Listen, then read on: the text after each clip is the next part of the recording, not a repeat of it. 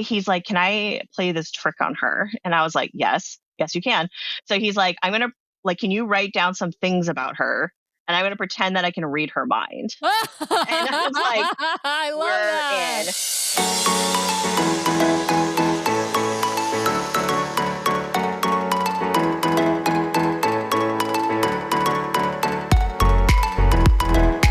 in. Welcome back, everyone, to another episode of the DCL Duo Podcast, brought to you by My Path Unwinding Travel. And as you can tell when you hear my voice, I am solo hosting today. Brian is off with Nathan, schlepping him around as parents often have to do. And so I decided to go forward with this recording on my own. I'm super excited to have our guest with us today. She has not been on the show before, but she is not a stranger to Disney cruising.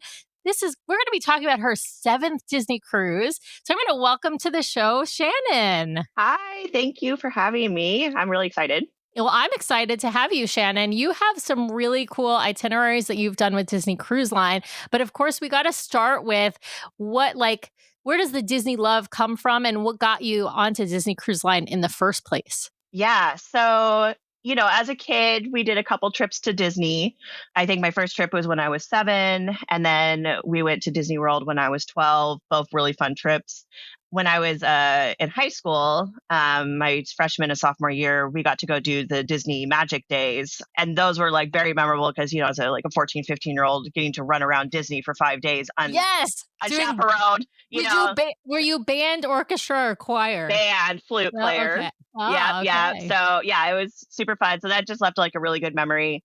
But then didn't end up going to Disney for a long time after that until my brother-in-law graduated and he decided to do a family trip to Disneyland. And our daughter was a week from being 3. And that was a trip. Well, yeah. Oh my God. Yeah. A 3-year-old. I mean, listen, I know people who've taken their kids to Disney World at 6 months old, and more power to them. But it's a lot. We went with our nephews a couple years ago. So Nathan was older, but my nephews were really, really little, and it's a rough go with toddlers. Yeah. And my daughter has ADHD, and staying in lines was not her jam. Even not with 6 family members to entertain her. So, we're like, and she's not quite old enough to do the heads up game, right? The heads up game, I have found, I have found that's a good line to strike for a lot of families. If you have kids that are a little bit maybe don't necessarily qualify for the DAS pass, but need some distraction in line. If they're old enough to play heads up in line, that's a pretty good distraction. Yes, no, that was perfect. Yeah. So we put the brakes on, anything like that until she was in first grade. So she was 7, and we decided to take a big trip. We hadn't taken just the 3 of us trip for a long time, and I was like, we gotta redo Disney, and so we decided to go to Disney World. And I was super planner. I had my touring plans. I had my fast passes, and we never waited in line longer than 15 minutes for anything. It was we're nope, this is what we're doing. We're going here, so it worked out really well. But kind of the way that we looped in the Disney cruising was we had been talking about going to an Alaska cruise. We also live in Seattle. Mm-hmm. And so you're our neighbors. Yeah, we're in Woodinville. So oh my God, you're we should be doing this in person, Shannon. You were 15 minutes away from us. No kidding. Oh my gosh, that's so funny. I had no idea. I knew you were in Seattle, but I didn't know you were that close. No, we're on the east side too. Oh, that is so funny.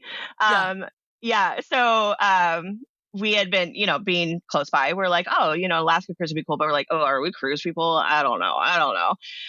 So we're like, well, we're over there. And, the Caribbean cruises are pretty, fairly inexpensive, all things considered. So maybe we do a little short cruise and kind of see how it goes. And we actually didn't set out to do a Disney cruise, but the timing just worked out for us. As far as the day that we wanted to go, how many days it was. And so we're like, well, I guess we're doing a Disney cruise. What was the other cruise line or cruise lines that you were considering at the time? We were considering, I think, Royal Caribbean. I think Royal Caribbean was the main one that we were considering because we were looking at kid things, right? Like what's going to be really kid friendly for her. And, I had mean, a kids club. yeah, that's what I tend to tell people. Like, if you are looking for like a family friendly cruise, like the two main brands you should be looking at, and obviously some of this is budget dependent, right? Is going to be, of course, Disney or Royal. I think. I mean, and those are the two as a family we will sail on. I mean, that's to be perfectly blunt about it. Yeah. I Yeah. know Especially there like are people. younger, right? Yeah, and there are people who love Carnival, and Carnival is also family friendly, but I just know I'm not gonna be a Carnival person. I just already know that. Yeah. Sorry for those out there who love I it. know. Yeah. I think that's kind Yeah. of me too. I'm not, yeah, that was kind of when you think about cruising, I'm like, one, can I be stuck in like one place for a really long time? And then two, kind of what's the vibe of the boat? We're not big partiers. We do not care about a casino, so, and, it needs to be like stuff that we can kind of send the kiddo off to do, but then also like stuff that all three of us would want to do together. So the one that we did was the Bahama cruise. So I went to Nassau and went to Castaway Key, and it was so fun. Like we had a great time. We met a family, and they had this was when so this was in 2018. So they were still like placing families together, and they picked out like this great family. We had the best time with them, and they had a girl who was 1 year older than Kaylee, and they became like instant best friends. It was so cute. Like they still like keep in touch a little bit now and then. Oh, it's so good. Like when you get well matched at dinner, and they still do this nowadays. They stopped doing it, of course, during the restart after the pandemic because they were trying to, keep people separate so that you didn't, spread COVID.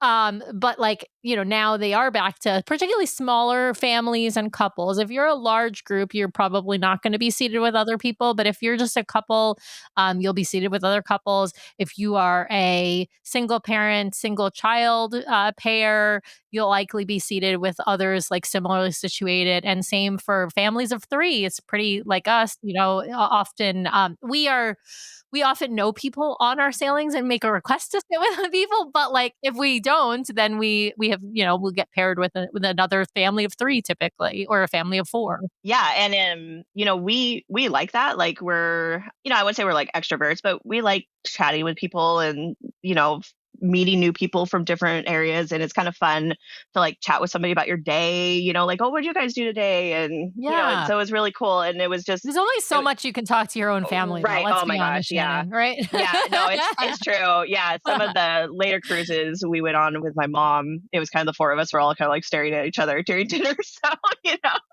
so yeah, exactly. So we're like, okay, well, yeah, we love this cruise. So we booked for a year and a half out. We booked the Alaska cruise, like right when the itinerary came out, we were on it. And funny enough, I ended up getting diagnosed with cancer, breast cancer during that time, that interval between the two. And throughout my whole treatment, I was like, we have a Disney cruise. And so I have to be done with treatment. Everything has to go. I'm going You're on like this a cruise. goal. This is when I have to ring that bell before the cruise. Yes. Yeah. And so in all my paperwork, it says like, has a Disney cruise on August 23rd. And we made it. I think I finished my radiation. So I had I had surgery, chemo, radiation. So I finished my radiation the day before we left. Oh my God. Well, so first of all, congratulations Thank you. on, beating that and ringing that bell and all of that. Oh my God. Yeah. So you got to go. Yeah, so it was so fun because, it was like a real You're celebration. Yeah. And Alaska was beautiful. We had a great time. Oh, and you didn't even have to fly. You just had to drive up to Vancouver. We just drove up, yeah. and it was so easy. Yeah. And so it was a great time. And so that was 2019. Okay, so right before the pandemic. Yeah. Yeah. And yeah, well, and then, we're like, oh yeah, in a couple of years, we'll go on another one. Well, then we had the pandemic, so nobody went anywhere. And so, fast forward a few years, unfortunately, my dad had passed away. And, my mom really enjoys traveling. My dad really enjoyed traveling. They liked going little places, they go down to spring training and all this. So my mom's like, I really want to go somewhere with you guys. Let's plan a trip. She's like, we have this. My dad was very, very good at like planning, financial planning for himself. And so he had a lot of kind of money squirreled away. And she's like, we have this one death annuity and we don't have to take a tax hit on it. And she's like, I really think this is what dad would have wanted. And I was like, you know what? I totally agree with you. So she's like, let's do something together. Now, I will say, I love my mother very much. I don't love doing logistics with her. Yeah. So Some she, people are great at it and others not so much. Yeah. she gets anxious, and then it makes me anxious, and we are much more laid back in our approach to things than she is, and that can drive her crazy. So I was like, I told my husband, I was like, I totally want to take a trip with my mom, but it has to be something that is like planned. Yes. Something Like that's fairly easy, but also planned out. not where we have to like hit trains at a certain time, or we have to be a lot of places at a certain time, or have to get to a lot of places at a certain time. And so we're kind of like, going through all these different ideas. And I was like, you know what we should do? We should go on a Disney cruise with her. So she was also like, oh, I don't know if I'm a cruise person. And I was like, no, mom, it's totally different. Because so when just as a little like side, so you kind of understand how our family dynamic here is. When I used to travel with my parents when I was younger, we did something every day. Like you have something planned every day. You do not sit around the hotel room. We don't like lounge on the beach. Like, there's no like pool day. Like if you There's went to no Disney, pool day. You're like, you can do a pool for an hour in the evening kind of thing. Right. And like, I liked it because, sure, you get to do a lot of things. yeah, they're like, we spent a lot of downtime at home. Like we're here to see things. Like that was the big thing. You're here to see things, right? So a few times that we've gone to like these big inclusive resorts, if we would other people, they're like, well, we just kind of want a day to relax. We're like, what is this? You're like, we gotta get going, we gotta get out. So that was kind of part of my thing is like, oh, when you're on a boat, this big boat, I'm like, is it gonna be like being on a resort and you're kind of like trapped there, totally different. We found out, right? Very, very different feel. Plenty to do, but also plenty to relax depending upon, it's like we like to call it a choose your own adventure vacation, because like one person in the family can, like if you're the person like me who wants to do like 12 million different activities, you can bounce from, D lounge to, Azure to the theater to wherever, right? Or if you're a Brian, you can like sit in Cove Cafe doing puzzles and drinking coffee, or if it's nice out, sit reading a magazine or a book on a lounge chair on the pool deck. Yeah. Exactly. And the other thing too is like there's a lot of stuff going on the boat, but then you're also like you have days that you're getting off and doing things, So it's it's not like you're kind of trapped at a place. It's a very different feel, And so I'm saying this so that, we had to talk mom into it. She's like, ooh, I don't know, a cruise? Oh, I don't know. She's like, I guess, guys, if that's what you really want. And so we ended up picking the San Diego Mexican Riviera itinerary because, again, being on the West Coast, that made it pretty easy. We went over Thanksgiving, that week of Thanksgiving, because we don't have a lot of family in town, and so we're like, it's well, and that's you get the itinerary that's the 7-night that goes further down south too, so you get the warmer weather if you go to Puerto Vallarta or Mazatlan. Yeah, we've done that itinerary too. I love it. Yeah, that's a much better itinerary than like the typical 4 or 5 night that just goes to Ensenada and Cabo, because you don't, depending on time of year, you don't really get much warm weather when you're on the West Coast. And obviously we're talking, around Thanksgiving time. So November, it's not that warm in San Diego. And so when you're only going to Ensenada and Cabo, it's not much warmer than San Diego. No. Yeah. It was perfect weather. It was, Cabo was beautiful. Like I had never been to Cabo. So I went to Cabo, Puerto Vallarta, and Mazatlan, and all those were beautiful. We did really fun things. And my mom, by the end of it, she cried the day that we had to get off. And she literally was like, okay, when are we booking the next one? Like she was in 100% in. And she's like, when are we going? This summer? Are we going this summer? Can we go this summer? And we're like, oh, okay. So this is where things start picking up really rapidly for us. So that summer we booked a 10 Southern Caribbean cruise because one of my mom's bucket list was Aruba. Um, and that was such a cool itinerary. We went to Bonaire for the first time. The cruise did, and Bonaire is such a lovely, lovely island. So if they ever go there, and people could go on that one, I highly recommend Bonaire. It went to St. Thomas. It went to St. John, I believe, and day Castaway. So my mom got to experience Castaway. So that was amazing, great, great trip. And then she's like, "When's the next one?" Um, so then we did a five night out of New Orleans, and that one went to Cozumel, and then oh, I am totally blanking. It's about 2 hours from Cancun at the top of the peninsula. They don't always go there, but it was a fun, like, it'll come to me probably at the end. But the what was neat about that one is there's a lot of bus trips that take you to different ruins. Oh, it's Costa There's Maya then, for sure. Yeah. I know it wasn't Costa Maya. It Oh, it was wasn't Costa Maya. it Huh. wasn't Costa Maya.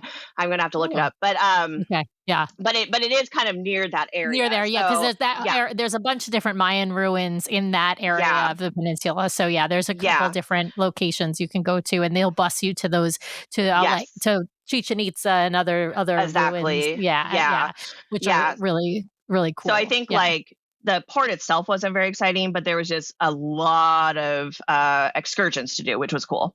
So anywhere along there would be neat. We had been to Cancun a few times, so we weren't too interested in like Cancun, but we went to a different ruins that we hadn't been to, and the underground river, and that was very fun.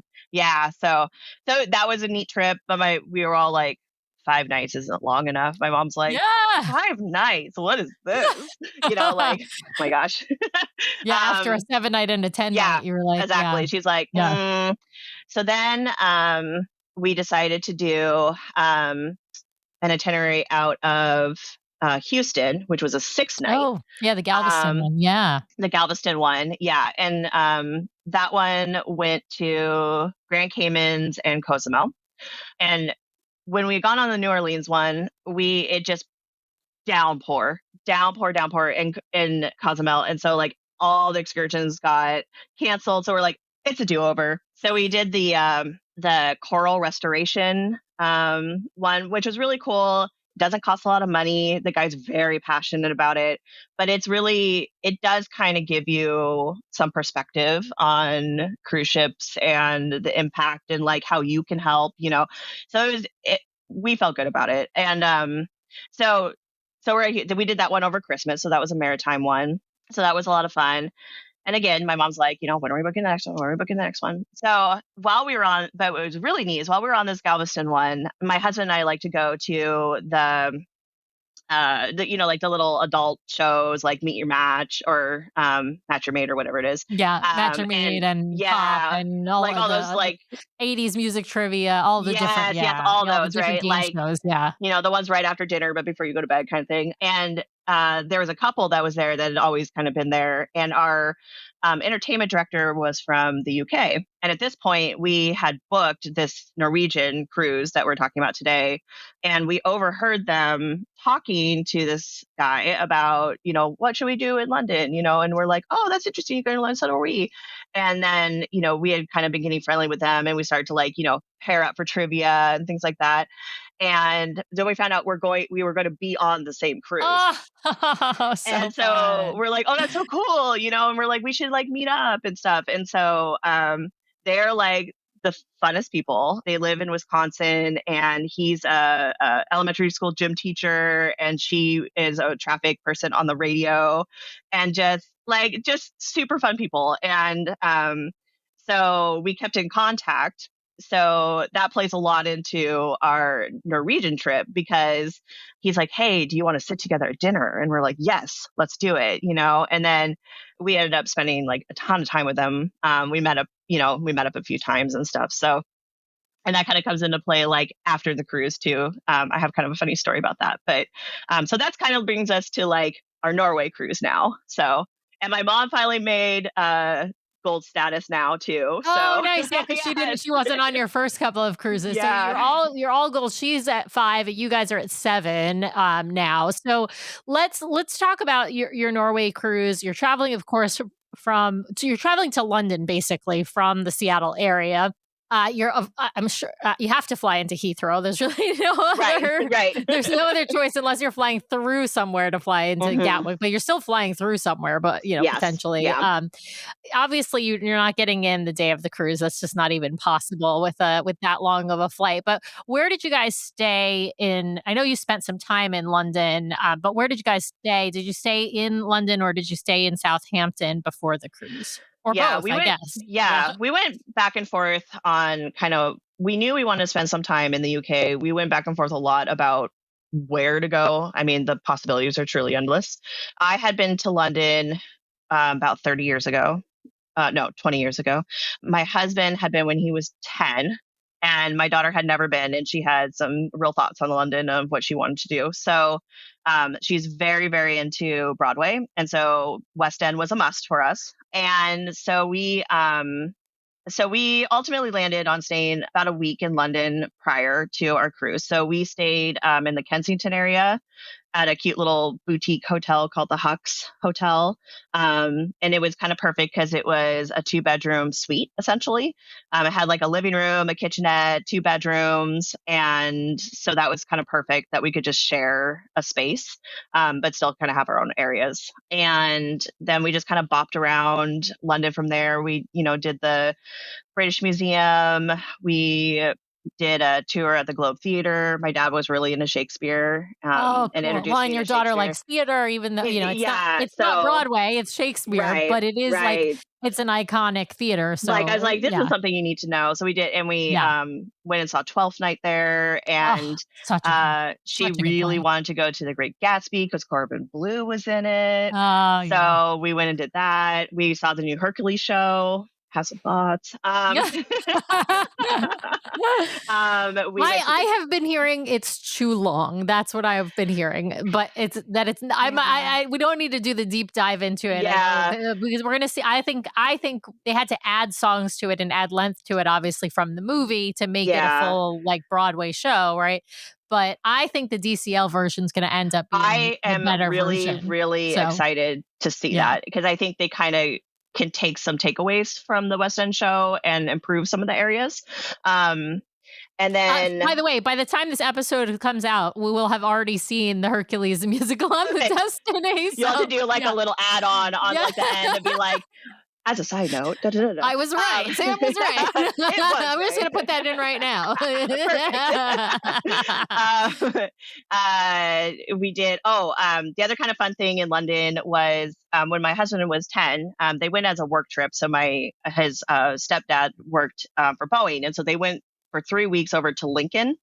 Mm-hmm. And so they stayed mostly in Lincoln, spent some time in London. But so it's kind of like this nostalgia thing for him. And he's like, I'd really like to go to Lincoln and see it again. So we took a train out for the day of Lincoln. It ended up being like one of our most fun days. And everybody's like, why do you want to go to Lincoln? And I was like, because this is where he was. That's where he was from. And so, we went to the cathedral and the castle and another little funny part about that too is my mom follows this woman who lives in Lincoln, and she has this disabled dog that they bought like little like dog wheelchair for. Oh yeah, yeah. Like like little wheels for your dog that can't use their back legs, And this dog is like the most adorable little Westie named Pumpkin.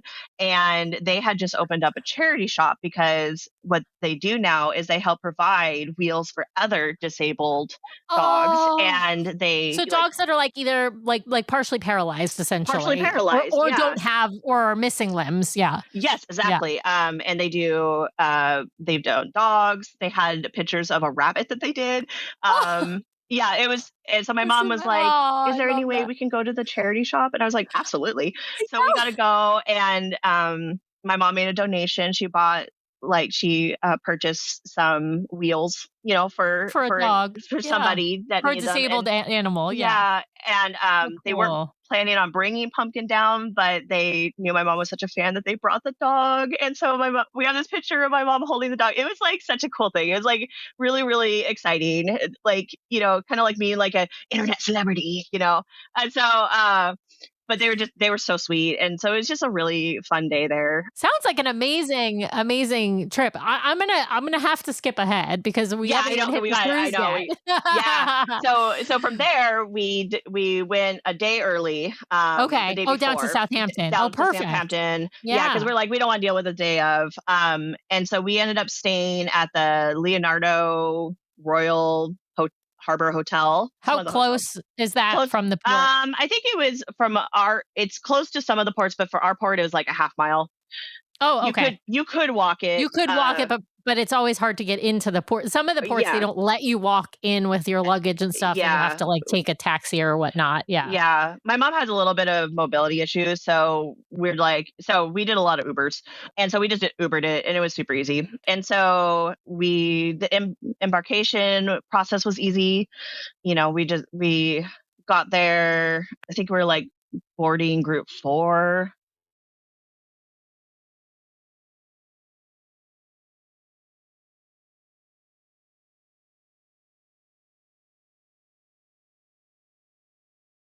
I think as long as it's not the first sailing of the season, out of a particular port or a brand new port, right? Like there can be bumps in the road at the very beginning of a season, right? Because they're sort of just getting their protocols in place and they're just sort of training the staff. But for you, you're going at the end of the European season and you're going out of Southampton. If you're going out of, I would say, like Southampton or Barcelona, it's going to be pretty smooth sailing because that's the majority of the sailings in Europe go out of those two cities or those two ports. And so, yeah, by the end of the season, it's like Port Canaveral, well-oiled machine.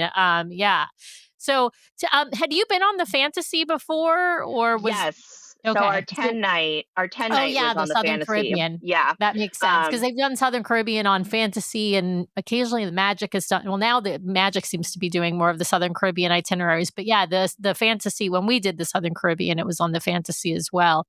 We did, I think a couple of years before you did. Well, okay, so let's dive into your ports. This was a Norwegian cruise itinerary. You had 4 planned ports, although I think you had a 1 port We change. Is did that have one right? change. Yeah. Yeah. So let's start there. Let's start with your first port of call and what you guys did there. Yeah, so our first protocol was actually the next day. It was the Bruges, and I'm going to apologize to any Norwegian or Belgian listeners now that if I mispronounce the cities, I'm very sorry. But so for there, we had been to both Belgium and Bruges previously. We love Belgium. I just can't even say enough about how cool that country is. And so we wanted my mom and Kaylee to experience Bruges. So it was a little confusing getting there. We had booked like a transfer, not through Disney, but separately. We didn't realize it didn't drop you off like in the middle of the city. It kind of drops you off at like this little transportation center. And then it's kind of a bit of a walk from there into like the main part of Bruges. With my mom, that was kind of tricky because then we had to get another Uber, so it was a little bit of a like, I kind of wish I knew a little bit more about that going into it. But once we got there, we had booked a private tour to do like a Belgian tasting tour, like they call the 10 tastings of Bruges, because I'm all about the food in Belgium, and I like using a company called With Locals. And so they, especially for like those like European countries, because it's, usually somebody that lives there. And then, so they know all the good places and they make friends with a lot of people. And we had a really nice guy named Martin.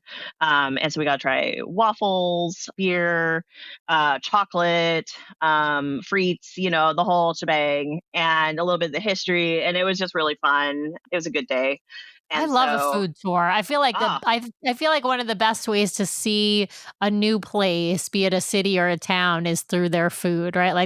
Like what, that's how you experience culture. I mean, that's how we experience family. That's how we experience holidays, right? It's all through food. And you can learn a lot about a place by like what kinds of things do they produce? What kinds of things do they, farm, right? Like it's very cool. absolutely. That's one thing that when we go to new places, we try to do is find like a food tour because I agree with you. Like that's just, and it's a nice thing because it's like you walk a little bit, you hear some stuff, you sit down and you eat, you walk, and then you get a chance to like really get to know your tour guide too, which is a lot of fun. So, Yeah, and the um, pace is I feel like generally like, easier than a tour that's like all museums, right? Like a tour that's all like sites and museums. Well, that can be wonderful. That can be a lot of go, go, go, go, go, and then maybe wait in a line standing, right? That sort of thing. Whereas especially if you've got someone who has a little bit of mobility issues, like having those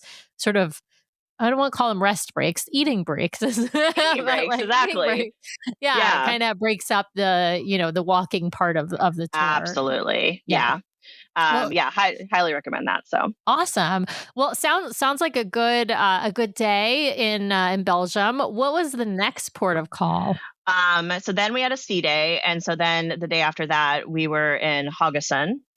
We were supposed to be in Haugesund. This is the one Okay. that got, This is the yeah, one this that is the one that switched, got yeah. changed. So at 6 a.m., the captain came on and let us know that there was going to be a change. Apparently, Haugesund has a floating dock. And so, with the wind expected, they couldn't safely use their thrusters to keep towards the dock because the dock would just move too much. So they're like, "Hey, we're going to Olden instead." And we're all like, "Okay, like, sure." We don't have a Um, choice. So yeah, we this had is actually had this is a great like PSA for for those who are listening who have not been on a cruise before and maybe don't know this. go with the flow, man. Just because you have a stated itinerary doesn't mean you're going on that stated itinerary. If weather or land conditions or sea conditions or natural disasters, right? Like any of those things can we'll call them acts of nature or God, depending upon what your belief system is. That can alter your itinerary. And guess what? The cruise line owes you zero compensation for a change in It's itinerary. part of life. Yeah. Yeah. So the only thing that will happen if you booked a an excursion through Disney Cruise Line and that your itinerary changes, you will automatically get refunded that excursion. If you will go booked an excursion through a third party, the terms of cancellation will be determined by whatever your contract was with that third party. So no guarantees you'll get your money back. You may have to, that might be a sunk cost, just especially dependent upon when the cancellation happens. Like yours at 6 o'clock in the morning, if somebody's got an excursion booked that day, you don't really have enough time to give adequate notice to your tour provider if it's a third party, not through Disney. So that is the main reason why we, why we book Disney excursions, even though they cost more. It's just for that peace of mind of getting back to the ship with and then also if there's a cancellation or port change, then you're covered. So it's not that other tour providers aren't great. Obviously, you guys went with a different one for Belgium. It's really just a matter of like taking on some of the risk yourself when those kinds of things happen. Okay, so Olden. So tell us what you ended up doing in or And I were there. realized I mixed it up. So Oh, Haugesund, okay. we did go to Haugesund. Oh, you did go to Haugesund. We Okay. did go to Haugesund. It was the one after that. So Oh, okay. we'll backtrack a little bit and talk about Yes, no Haugesund. So problem. All yeah, right, so Haugesund. Yeah. Haugesund, we did book through Disney. So usually when we look up Disney first, that's usually our kind of our go-to is Disney. And then if it doesn't quite have what we want to do, like sometimes we'll look at like how much time we have in port, all that kind of stuff. This one, we booked a trip that took us out to the Fisherman's Memorial and to this little place called Studehaven. So kind of a funny thing about this one too is my mom's neighbor, well, two of her neighbors are Norwegian twins. And they This is a thing in the Seattle area, folks. If you're yeah, like, there's Norwegians. there's Norwegians and Swedes like people of, Norwegian and Swedish descent here in the Seattle area. There's Yes, like a lot of all them. over. Yeah. Yeah, A lot of and Scandinavians. Yeah. they're related to the Hansen family of Deadliest Catch. So, um, That's funny. but so my mom's pretty good friends with them, and they're from the island that Studehaven is on, and Eldred was actually going to be there while we were there, and so she's like, let us know where you're going to be and we'll come say hi. And so she ended up meeting us at the Fisherman's Memorial, and it was just so fun to like see her in Norway and get pictures with her. Like, I don't know, it was a cool little thing. What a fun coincidence. Yeah, it was a really fun coincidence. We had a lot of like kind of fun stuff like that. Studehaven was cute. It's kind of known for like these little like, cute little white houses and stuff. The tour wasn't quite what we were expecting. We didn't have a lot of like on our own time. It was very guided. And, again, with my mom, there's a lot of like hills. And so my mom was like kind of falling behind. And, she was getting frustrated because like as soon as she would like rest and they'd be waiting for her, and she kind of felt bad. And then they'd start again, and she's like, but okay. It was okay. But, getting to see Eldred was definitely the highlight. We spent a little time walking around a port, just kind of, poking around, and then went back to the ship. So it was a successful day. So the next day is when we were supposed to go to Fjord. And that's the one that got changed to Olden. And I actually think we lucked out, because I do feel for the people that had some tours booked, one of the big things in Nordfjordeid is the troll cars. And I know our friends, the Marxes that were on this cruise with us, they had like, that was the one thing that his dad wanted him to do. So we had like very multi-generation. We had like, 80s, 70s, 50s, 40s, and 15. So,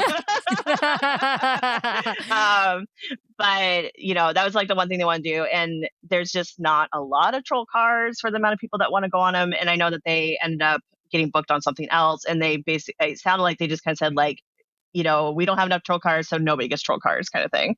So I could see that being really frustrating for some people. We hadn't planned for that anyways, and we were going to go do like a farm visit and stuff. And so anyways, so when we got there for Olden's small. It's like teeny town. I think we tripled the population by being there, but it is so gorgeous. I mean, when you think like Norwegian fjord town, like this is what you think of. And then on our Facebook group for the cruise, we're kind of like, we don't really know what to do. I guess we'll just kind of go poke around in town, whatever, call it an easy day. Someone had mentioned this little farm. It was like 2 miles. You could actually like see it from the boat. But so we're like, we like farm animals. Sure. And it was like the super cutest little day. It was like so fun. Like this farm had been in their family for like 500 years, and they were just kind of getting going with like inviting tourists there. So it was just like this other family that had mentioned it and us there at the time. Oh, wow. Yeah. That's awesome. And he gave us like a little tour of the, their outhouses, where they like did the cooking. So it had like the old, like really big fireplace, like all the old farming equipment. They had like the world's most friendliest goats that literally wanted to cuddle with you. They had, and it was just such a sweet little experience, and it was just beautiful from their place. They're kind of like up on the hill, and so they probably get great pictures of port. Just gorgeous. It was just like everybody said like Olden was a great switch. Like go to Olden. Like if it's on the itinerary, I think it's totally worth it. Like even going like leaving and coming in there was cool. And the really, really neat thing is there's a pub that has like a deck that is built out over the water, like like kitty corner to the dock. And I guess a tradition for them is they play music when the cruise ships are leaving, and they come out and they wave flags and like wave you off.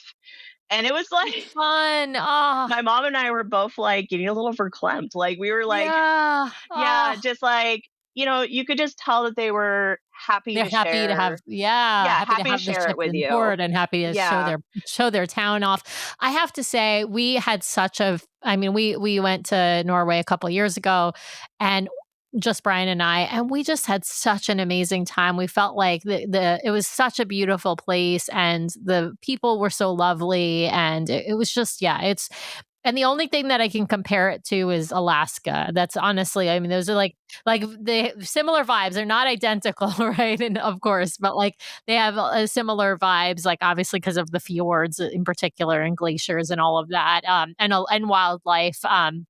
But yeah, really just a fantastic location. I will tell you, we had some friends who I think were on. I think they might have been on your cruise. It was in September, right? We were in August. Oh, you were in August. Okay, so we had some friends who went to Olden on the September itinerary. Oh, were they the ones that got changed from the British Isles? No, not they were actually on the one the week after. So they were the ones who were supposed to go to North. It was the cruise that got added in when they moved the dry dock. It was one of those cruises. Gotcha. And so they had so I guess theirs wasn't the same as yours, but they went to Olden as a planned port, I think. I don't think it was a change. And they said that that was their favorite port stop as well. Although they didn't have great weather, but they said it was a lovely, lovely place. Are you listening to our show because you want to make the most out of your next vacation? Great news, the fabulous team over at My Path Unwinding Travel can help guide you so you don't miss a thing. Their team of professional travel advisors are caring, knowledgeable, and experienced. It's why we use them to book our own travel. My Path Unwinding Travel is an authorized Disney vacation planner, which means they are recognized by Disney for their expertise and service. They have sailed on all the Disney ships, including in concierge, visited the theme parks, adventured with Disney, relaxed at Aulani, and so much more. Whether it's a Disney cruise, a theme park vacation, or Adventures by Disney, or if you are looking to expand beyond the mouse, My Path Unwinding Travel will elevate your next vacation planning experience. Even if you have already booked, reach out for a complimentary consultation to make your vacation even more magical. Ready to talk to the experts? Head over to mypathunwinding.com/DCL Duo or email dclduo@mypathunwinding.com so they know we sent you their way. Thanks, My Path Unwinding, for sponsoring today's show. Now back to the episode. What was your I guess last port of call? I think we had two more. We had 5. 2 more. Okay. Yeah. So the next one was Stavanger. And, which is a bigger city, much bigger city. And we did a rib tour, one of those rib boats that went up to the Fjord. And we booked outside of Disney for that one, but we found out that our friends, the Marxes, had also booked it without us knowing. And so we were all together, and that was really fun. That was just, if you can do a road tour, like that's such a good time. If you like fast boats, like we had a good time. And you get great views of like the cliffs and the fjords. And it's really, did they take you over to Pulpit Rock so you could see from below? Yeah. We went to Pulpit Rock. It's a lot but we couldn't see Pulpit Rock. There was it was very cloudy that day. So we felt bad for the Pulpit Rock people that were. Yes, the folks who were hiking Pulpit Rock. Probably didn't see much. But, you probably wouldn't see much if it's a real foggy, cloudy day. You won't. And obviously the whole point of climbing it is just get these great views. And those rib boat tours typically go up to up is the wrong word. You go to Pulpit Rock, but you're down in the water below, so you're looking up at Pulpit Rock. And what the cool part is, if you have a good view, it's the cliff that's in one of the Mission Impossible movies that Tom Cruise is hanging off of. I can't remember which movie it is, but it's that big cliff, and that it was actually filmed that there. one. Okay. That's cool. And they did even a screening of the movie up on Pulpit Rock. So they had all the people who worked on the movie, like did the hike up, and they did like a private screening. That's cool. Yeah. That's cool. Really, I didn't realize that. Yeah. Yeah. We had and then our last one was Christensen. Okay. How was that? That was kind of like a medium-sized port. We did a guided bus tour and moose park experience. Oh, moose park. Yeah. That's fun. We like animals. Yeah. So I mean, you're guaranteed, that's probably the only way you're guaranteed to see moose, right? Like, or get close to them. Yeah. Yeah. We saw no moose in Norway. We saw no moose in Alaska. I don't know that I probably have seen a moose in captivity, but I don't know that I've seen a moose I've never seen a moose in the wild. I saw a moose once when we were in Banff. National Park in Canada. But we stayed a healthy distance away from it. So, but this was a neat little place. This guy is really into his moose. I mean that nicely, not weirdly. But but he's just very You're passionate cracking me about them. up. Yeah, this is great. But he just loves his moose, and he's very like, you can just I don't know, he just exudes excitement about his moose. He tells us their names are Anna and Sven. You know, I don't know if that's true or not, but I'll take it.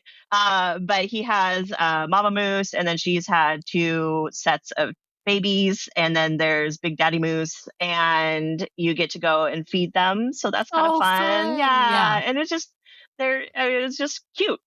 Like just small. Like sometimes we just really like those like smaller, especially with people that have small tours or experiences that they want to share with you.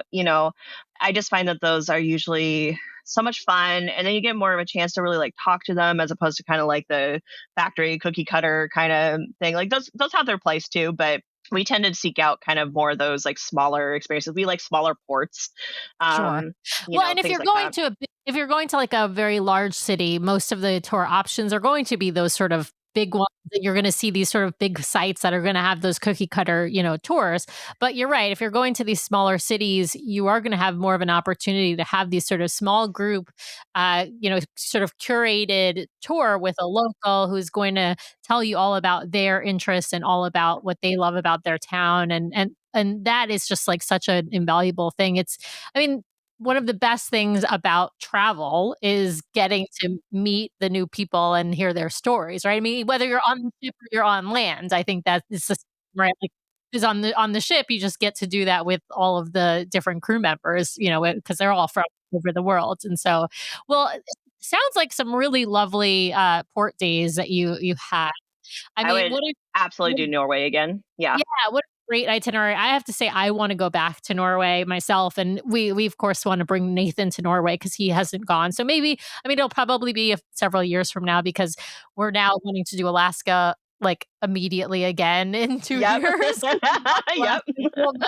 And like you, it's so easy, like it's just, so we just easy. drive up Yeah. and get on the ship. We can even go, we can go the same day. We don't, we did go a couple nights before because we love Vancouver, but like, we can go the same day, and I wouldn't tell people you're crazy to do that because it's only a 3-hour drive. Yeah. So I absolutely love that. Well, let's jump back onto the beautiful Disney Fantasy and talk about some of the experiences you enjoyed doing on board. You had been on the Fantasy for 10 nights before, so there was like not much probably that was new that you hadn't experienced, but what were some of like the favorite things that you guys did on board the ship? Yeah, absolutely. So kind of our go-to things that we like to do is we're really into the trivias, and we actually managed to win some this time. Yay! Yeah, so that was pretty exciting. We won, the one that we're most proud of is we won European trivia. So wow, I know that's impressive. Like you have to know like a lot of different European history in order to Yeah, I mean, it helps that we had the Marxists with us. So okay. Yeah, like we had a pretty good like powerhouse team. But we I was like, we just need to go and show that Americans do know things sometimes. So like we just need we're not so all we're very American proud of that centric. one. We know you're very European. proud of that one. Yeah. And you had Europeans on your this is actually something you should be super proud of. Yeah, like because you're on your cruise leaving out of Southampton, you have like a mix of folks from the UK, you have a mix of European folks, many more folks from the European continents than you have on a typical cruise out of Florida or Galveston or New Orleans or California, of course.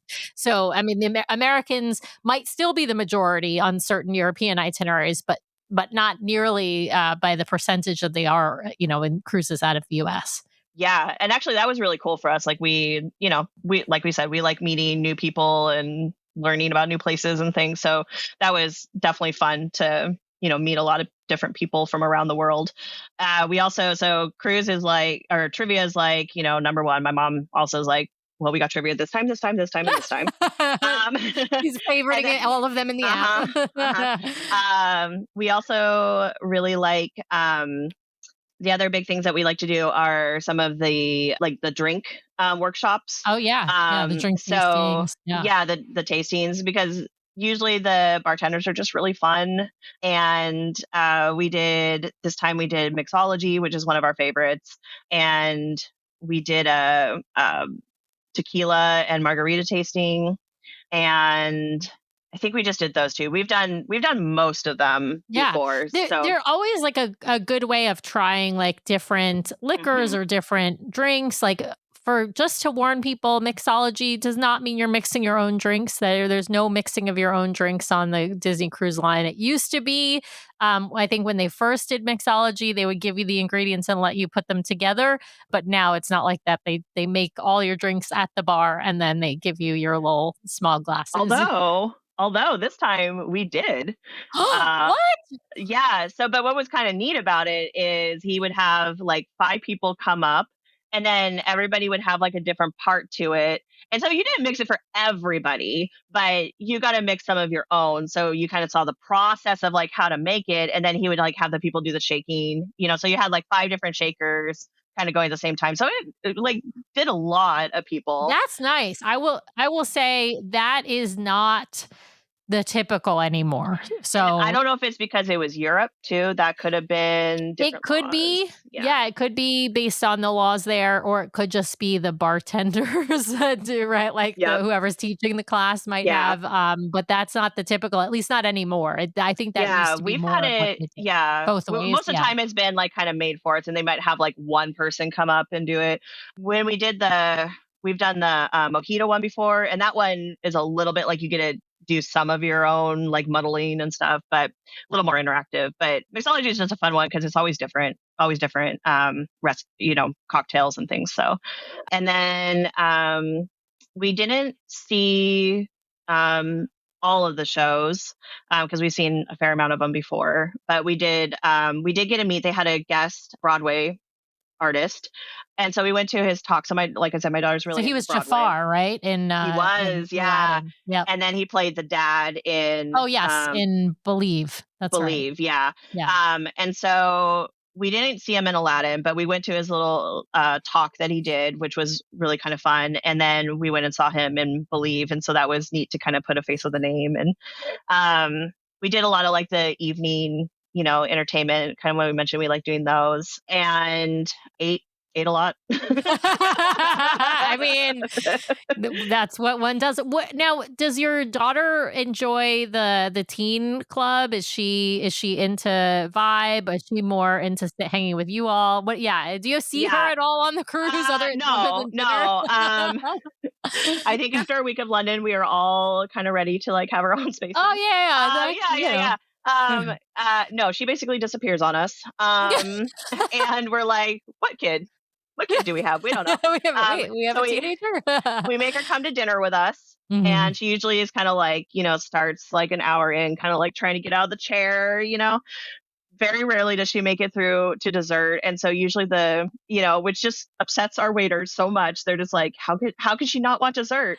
And so oh my God, Shannon, I feel your pain because Nathan leaves us now. As soon as he scarfs down his Mickey's mac and cheese and French fries. I feel like Nathan and Kaylee would get along very well with this. Yeah. He just eats his stuff. And then it is the very rare occasion that he will eat dessert. And he's getting his main meal while we're eating our appetizers. So like he's done, like we're not even halfway through dinner. And he's like, can I go? And we're like, okay. And if he's getting dessert, he's getting soft serve on the pool deck on his way to Edge. Yeah.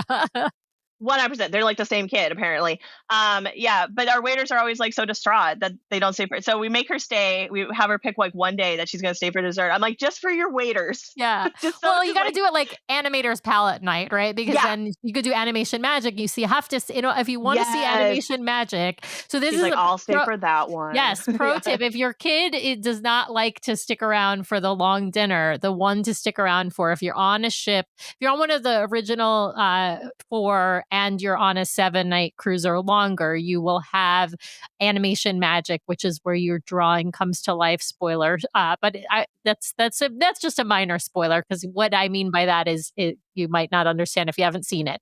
But that's the one where you have to wait until dessert. That's like when it happens. Like they don't do the stuff on the screen. Well, there's other stuff that happens on the screens that is sort of the lead up to the main show, but it's you have to stay for really the full dinner in order to see animation magic. And so if you're going to make your kids stay, at least do it on the night that the show That's is a good happening. one. Yeah, and it's a What we do really with cute, Nathan. like what they do is just, it's a really fun to watch. Like it never really gets old. And yeah, so our waiter was kind of great. We really loved him. He's like, can I play this trick on her? And I was like, yes, you can. So he's like, can you write down some things about her? And I'm going to pretend that I can read her mind. And I was like, I love we're that. in. But she kept escaping. And so we had to like figure out a way to get her to like stay long enough so he could do it, you know?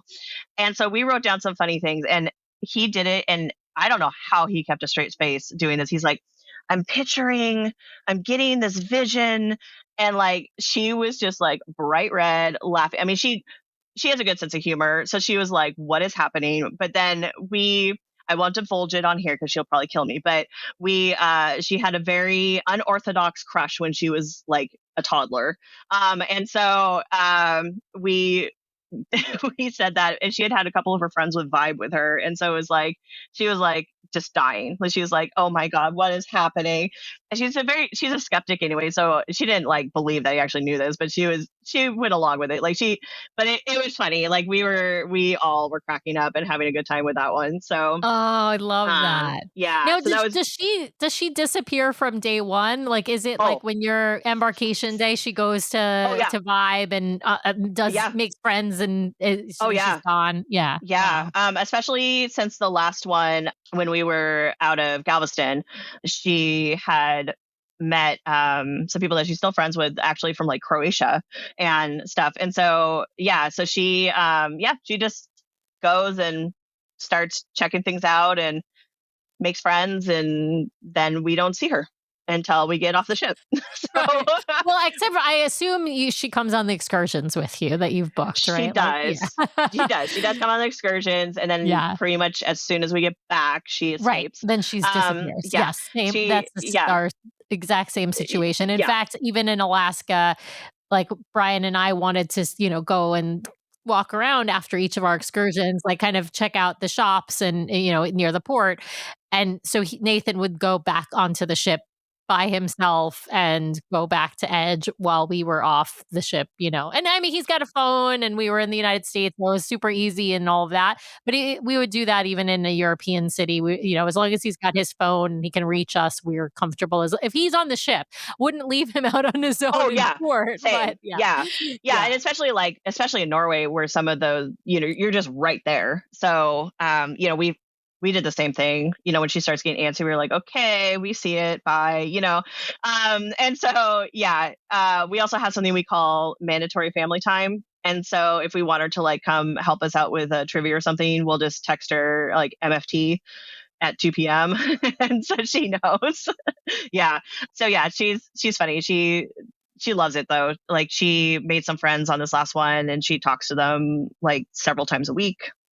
And so, I think it's really awesome how, I mean, not every kid is like, has the personality that they feel confident to go off on their own and all that. And that's totally fine. But one of the things I just love about cruising, especially with Disney, is I feel like it's such a safe environment that I feel totally comfortable having Nathan off on his own on the ship. Obviously there are certain rules that he knows that if he violates, then there's going to be consequences and there won't be that kind of independence. But like, it's just really nice to be able to give them a sense of independence that we just can't do. And like, we live in the suburbs, you live in the suburbs, like there, you have to be able to drive to have any independence. And so it's really, it's just not a thing you can really have at home, but you can have it on the ship. And that's awesome. I got to ask your mom, how did she enjoy the cruise? It sounds like this one would have been a little bit tougher for her just from a mobility standpoint, because there was a lot of when you're touring in Europe, there's a lot of walking, obviously on the London side of things, but also in Norway. It's a very outdoorsy place. It's hilly. So it's a little bit harder. Like, was she, did she still enjoy the cruise? Do you think that maybe she prefers Caribbean cruises, or what would you sort of say her reaction to the cruise would have been or is? I mean, in all like honesty, London was tough for her. One thing that we learned, and this is just good for anybody that has some, mobility issues or some disabilities, we realized that they don't always offer it. It's not as upfront as you might be here in America, but they are always willing to provide it if you ask. So, for example, when we went to the British Museum, there was a long line to get in, and we had to like walk all the way down and then back in and like snake around. And my mom had just like had this look of panic on her face. And so I went up to one of the people there and I was like, is there a place my mom can sit and wait, and then we could call her over when it's our turn? And they're like, oh, does she have trouble walking? And I was like, yeah. So they undid one of the, ropes for us, and then we just got to go right in. So, and that happened at the Tower of London too. They took us up like this backside because the elevator didn't go to that area, and kind of was like, here, do this, this, and this. So it's there, but you have to ask for it. So it's not, like I said, it's not as obvious, but they were incredibly accommodating anytime we asked, and they didn't even question it. They're just like, oh, you need this? Okay, let's give this to you. So just a plug for anybody that goes to Europe, like ask if you need something, because we did find them very, very accommodating. And, and it's a little like for my mom, she's dealing a lot with the idea of, she's frustrated with herself and her body. So, she's like, why is this happening? Why is this so hard? And that made it hard too. Like, she just couldn't do as much as she wanted to do. Did she consider using like a scooter or wheelchair or anything like that? She's just kind of that generation, unless she absolutely she's has not to. ready. Yeah. Not ready. She didn't even bring her cane with her. And I was like, Mom, what are you doing? What? That's crazy. We had to get her a cane in New Orleans. But yeah, just really it's like struggling with that idea of like just can't do as much as she used to. It's kind of part of her personality. But once we got on the ship, it was a lot easier, right? Like, because sometimes she would have to, going down those really long hauls, she'd have to like pause, for a minute and stuff. And so it was better once we're on the cruise. Some of the excursions were a little rough, and I think if we had known that it would have impacted her as much, we maybe would have change some of the excursions we did to be more of the ones that can accommodate wheelchairs, because then that there's going to be less uphill or things like that. So that is a consideration. Like, I do think, especially in Europe, like it is a lot more uneven walking. Right. Sometimes cobblestone, stairs. Yeah, absolutely. Not every place is accessible with elevators, right? A lot of the older buildings, things like that. Curb cuts are not a thing, in a lot of places. No, that's a really good point. I will say, the Disney excursions do have a designation of whether they are sort of, I think, mild, moderate, or hard in terms of like, I can't remember what the term they use, but like as far as the level of strenuousness on the excursion. But I don't always think they're the most accurate in their descriptions either. And there's a big range of what that moderate is also, right? Like it will tell you if it's a hike, right? Like, and so like the Pulpit Rock hike to Stavanger, clearly not going to be one that your mom is going to do. But like beyond that level, there's so much variation as to what is a moderate or what is a mild in terms of strenuousness. So that's definitely something. And one of the ways I think people can try and find out some of that information is like a lot of the Facebook groups. Like if you can find somebody who's been on the excursion before, you can always call Disney Cruise Line and ask, but they don't necessarily. They don't always know. Yeah, they don't exactly. And so that's or do research online and see if you can find the same excursion, and the vendor might give a better description about what the excursion's about. But sometimes it's hard to even figure out which vendors they're using ahead of time. You can find it out right once you're booked on them. You can it will typically have it listed in the description in the Disney Cruise Line app, I believe, but I'm not sure that it has that when you're first booking the excursions. Yeah. And I think go ahead. Just really quick, I just want to say, and I think too, a moderate strenuous level in Europe is different than a moderate strenuous level in the Caribbean, right? So I think like that also you kind of need to know where you're going a little bit, because Europeans walk a lot more. And so their idea of what's moderate is different sometimes than ours. And so, like Studebaven was a good example of, had we known that's how that would have been organized, we probably would have done something different, but it didn't really mention anything. Is like, oh, just a stroll around town, so we're just kind of imagining strolling around on our own. So yeah, like if you have any mobility issues and you're not, like a wheelchair user where you have very obvious limitations, if walking is a consideration for you, to just really do your research on that. Yeah. Well, and that is one also area where you can book a private excursion that you might pay more for. But if you do like a private tour, as long as it's not a walking tour, if you do one that's got a car that's going to take you from site to site, that's a good way to see, a new city. Like I said, it's probably going to be the more expensive option, but it is definitely a better option, I think, for when you have those mobility concerns. Well, Shannon, before I subject you to rapid fire, I got to ask, is there anything that we've missed? Anything really notable, either good, bad, or just unusual that we haven't talked about at this point? The only thing I think, when we travel with my mom, we like to get connecting rooms. And so we book my daughter and my mom in one room for the price, and then us in the other room. And then we just tell our room attendant that she's sleeping in our room. And we do the connecting room so we don't have to like try to get like another key card and all that kind of stuff. So we just kind of keep the door propped open between us. But then we still have our own spaces. So she can kind of come and go as she pleases. Yeah, that's the way to do it for sure, though, because each room you are going to pay for double occupancy. On Disney Cruise Line, there's other cruise lines that have single occupancy rooms. Disney doesn't have that. So you're going to have to pay for two. Even if you're a single, you're going to have to pay for two people. So if you were to assign her to your room, your mom's room would still be two people, and then your room would be three people. And so you'd be paying for five people technically. And so if you assign her to your mom's room, regardless of where she's sleeping, then her room is assigned with two people, your room is assigned with two people, and you're only paying for the four people. We've done that before when we sailed with my mom on the Disney Dream several years ago. We put Nathan in her room and we had our room.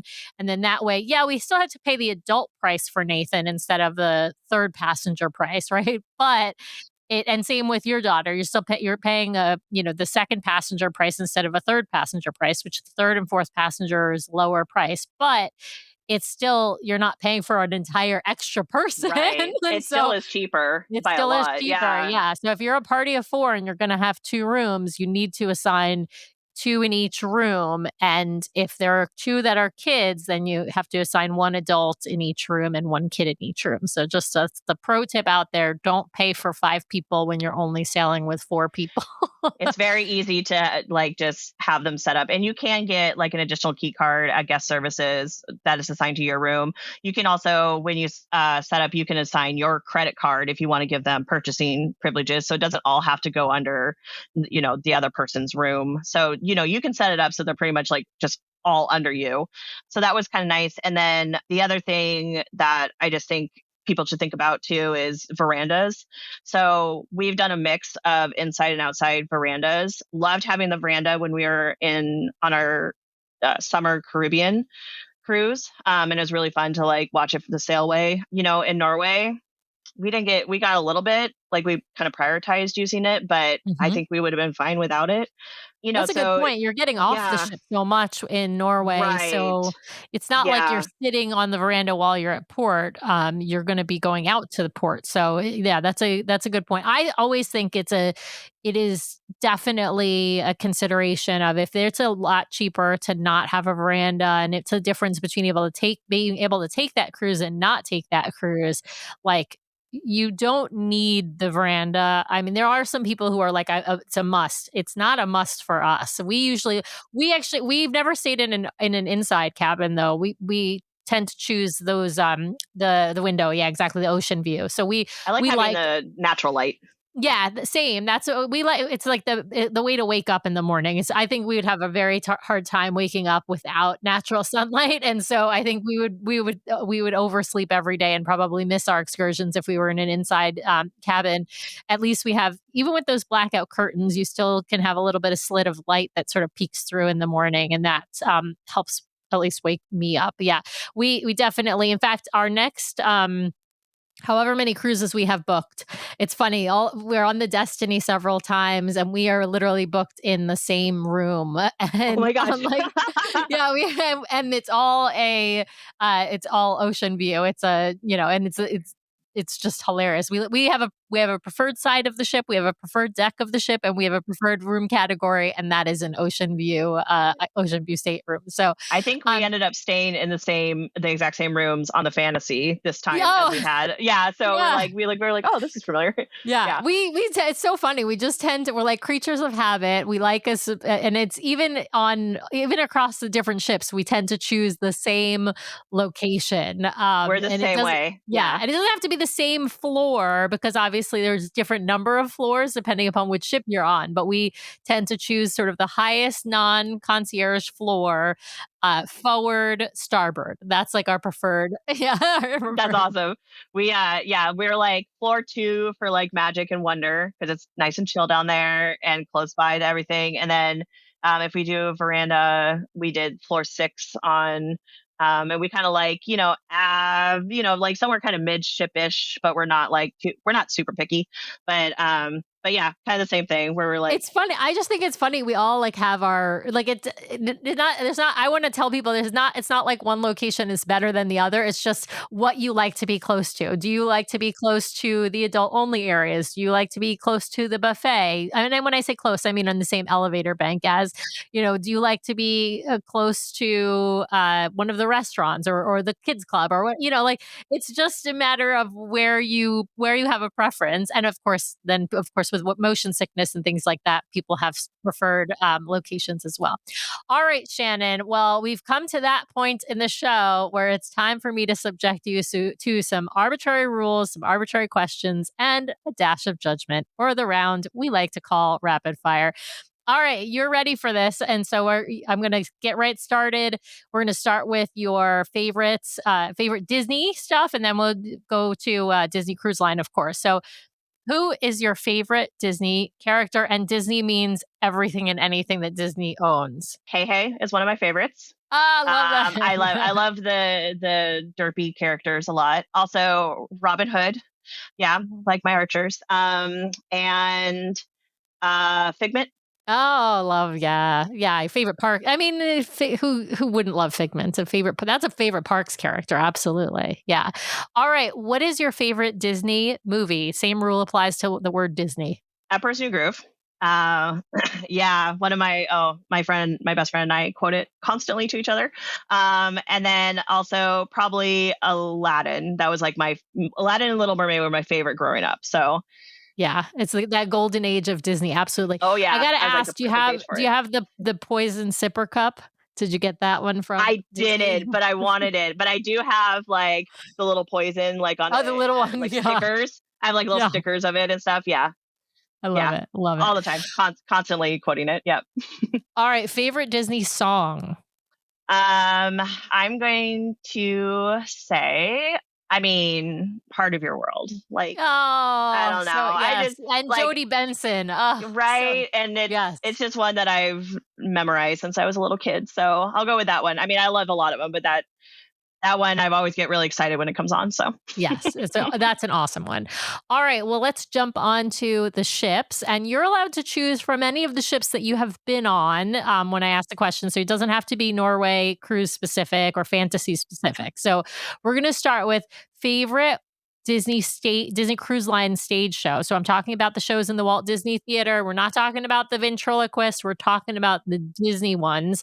And it could be one of the ones that they've created, like Believe, or it could be one of the ones like classics, like, I don't know, Beauty and the Beast, Tangled, whatnot. All right. Which one is your personal favorite, Shannon, not your daughter's favorite? I know, right? So we've been on the Wonder, Magic, and Fantasy.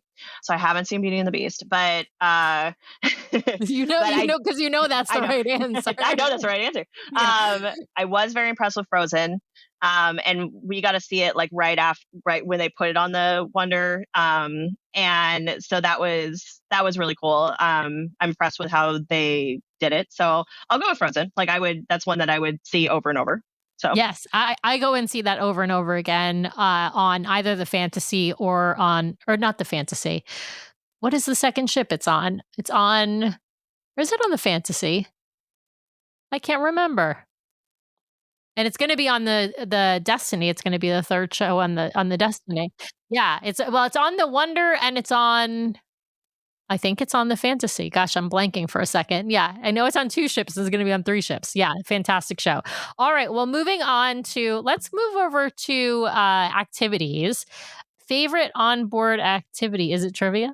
It's trivia. I mean, who doesn't love a good trivia? I do find Match Your Mate hilarious, though. That's one of my favorites, and especially if you have like the really cool thing about doing those like late night ones is if you consistently go to them, you see the same people, and you get to know your entertainment directors, and then it kind of like becomes inside jokes like as they build through. So especially from Match Your Mate, especially from Match Your Mate, because those people become celebrities. The couples are celebrities, at least amongst the people who saw Match Your Mate. Yes. So trivia probably first for like just everything, and then like mixology probably second, and then from there like the evening entertainment is always a good time. Love it.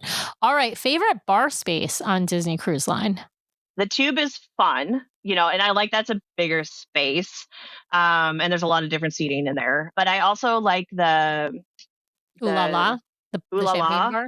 Yeah, there's Ooh La La champagne bar on the Fantasy. Yeah. Yeah, that one's a nice, like really chill space, and you feel kind of like closed in and kind of away from all the hubbub. So that one's really cute. Yeah, so I think those are a good time. I'm very excited for the Haunted Mansion one though. So yes, that'll be February for us. It's very, very cool.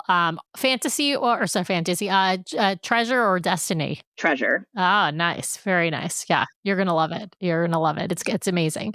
All right, moving on to food. We got to go to rotational dining. Which is your favorite of all the restaurants you've been to? Which is your favorite rotational dining restaurant? And it doesn't have to be because of the food. It can be the atmosphere, the show, whatever, sort of however you judge the quality of restaurants. I really like Enchanted Garden. I think it's so That's cute. A hot take. What? You don't like Enchanted Garden?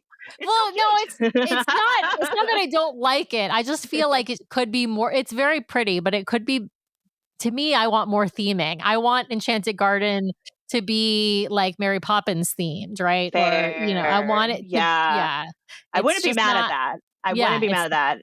Yeah. It kind of, It doesn't have to be, it can still be understated theming. But I just want more. Yeah. It's the one that I feel like is lacking in the theming department. You're right. But it doesn't really have any theming. Other than the garden. I just think it's cute and pretty, and it's like this, it feels comfortable in there, and I like how they like change at night. Like I think that's cute.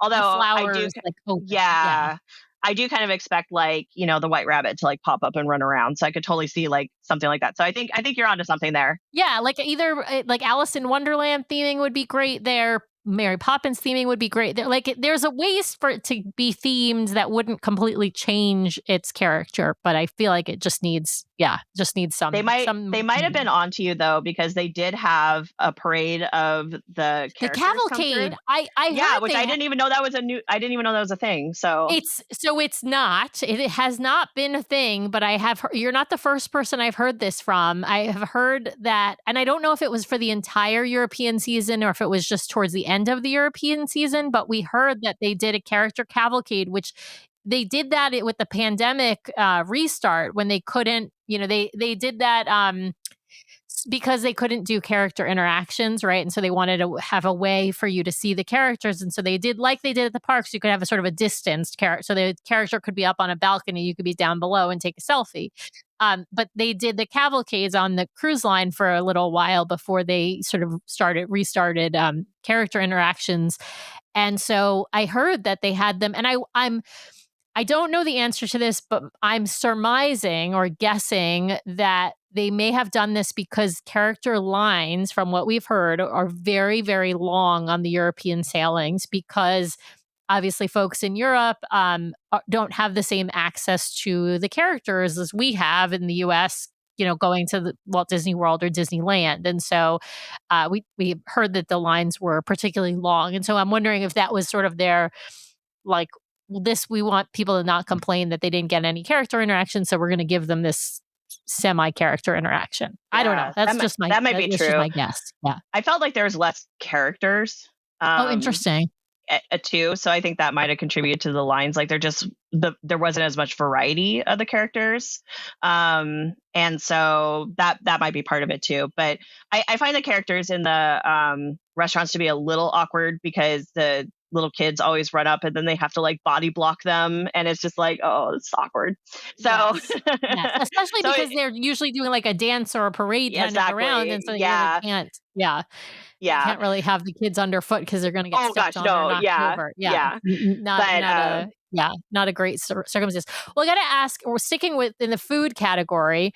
I love to ask favorite sweet item, favorite savory item. And as I always say, I save the best for last, which to me is savory. I don't care that dessert comes at the end of the meal. In my mind, a Mickey pretzel should come at the end of every meal. So yeah. So favorite sweet item on board a Disney cruise. I'm basic kind of. For desserts, I really like their lava cake. The lava cake, I just love lava cakes in general.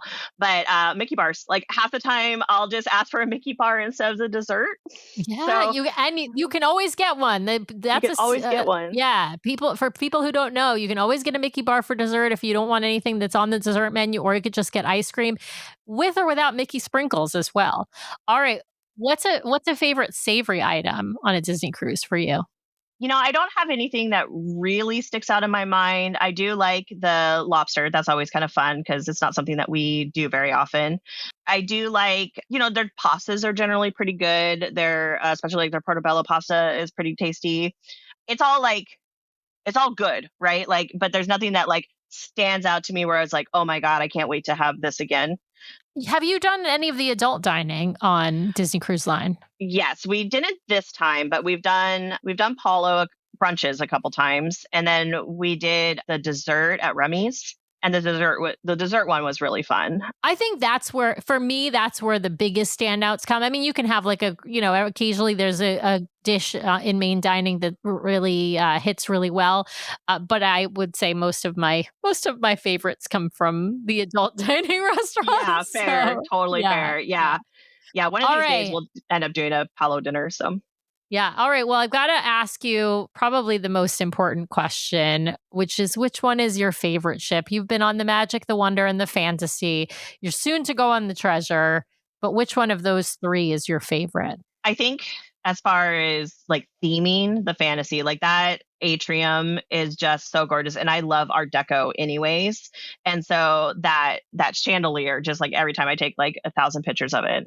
I love that. Wonder was our first one. And, I'm a big fan of New Orleans. So I like the little, where I can get my beignets. Yeah, the French Quarter Lounge. The French Quarter Lounge. And then if Piana's right there, you get the whole New Orleans theming. Yeah. But, as far from beyond that, like Magic and the Wonder, like fairly similar to me. So, I'd say probably the Fantasy is my favorite. Yeah. but I mean, whatever ship I'm on is my favorite, that is truly the right answer. The right answer is whichever one I can get on tomorrow. Yes. Yes.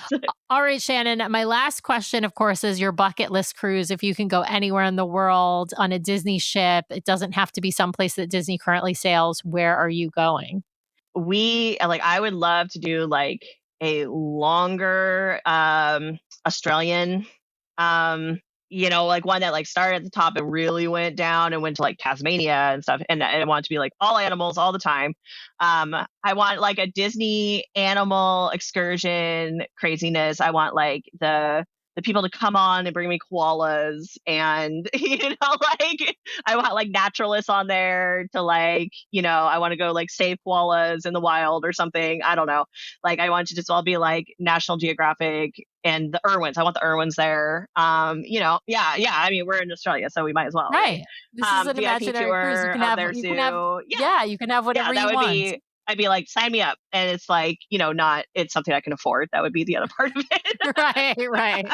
Price is not an option. Yeah. Exactly. All right. Well, Shannon, thank you for playing. You have, Brian always asks what's next. You already gave us a preview. You've got the Treasure booked for coming up. Do you have anything booked on the Destiny? No. So we do want to go on the Destiny because I want to see that Hercules show.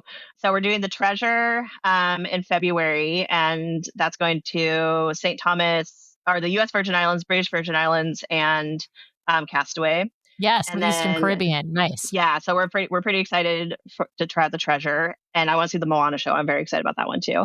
And then, funny enough, after we got off with our friends, we're like, "Oh my God, we had such a good time! Like, we should definitely book something." And then he's like, "Okay, when?" And I was like, "Well, we're kind of playing around with this summer. Maybe." He's like, "Okay, when?" And so they ended up booking with us an Alaska cruise. So. Awesome. Go back to Alaska, on the Magic, and it's going to go to Ward Cove and Icy Strait Point, which are two new ports. Two new ports that we haven't done. And so we're really excited about that, and so it'll be really fun to do that with them. And Kaylee, she was so is what she was much younger, much younger. And my mom hasn't done an Alaska cruise, and hasn't been to Alaska since the 70s. So I think she's going to get a kick out of it. Yeah. So I'm excited about that. Awesome. Well, Shannon, thank you so much for joining me. I really appreciate it. And we'll definitely have to have you back to talk about those other cruises. Yeah, perfect. Thank you so much.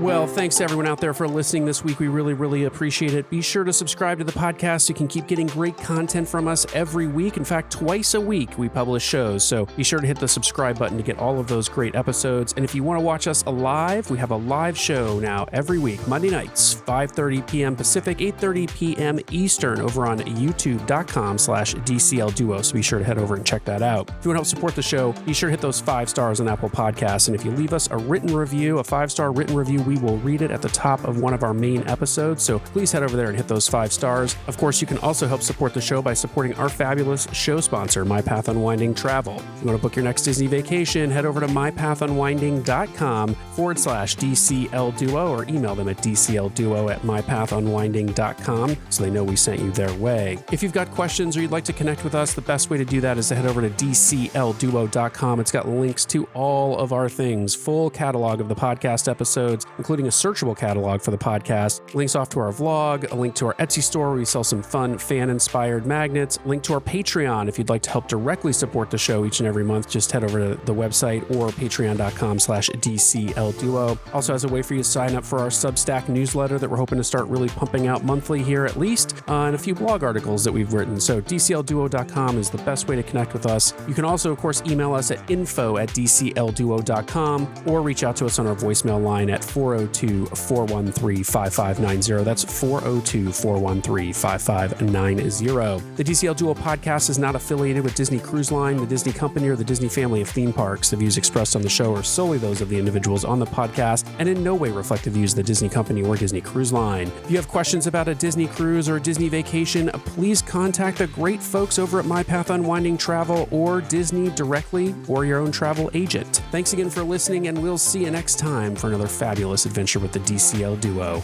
Good night.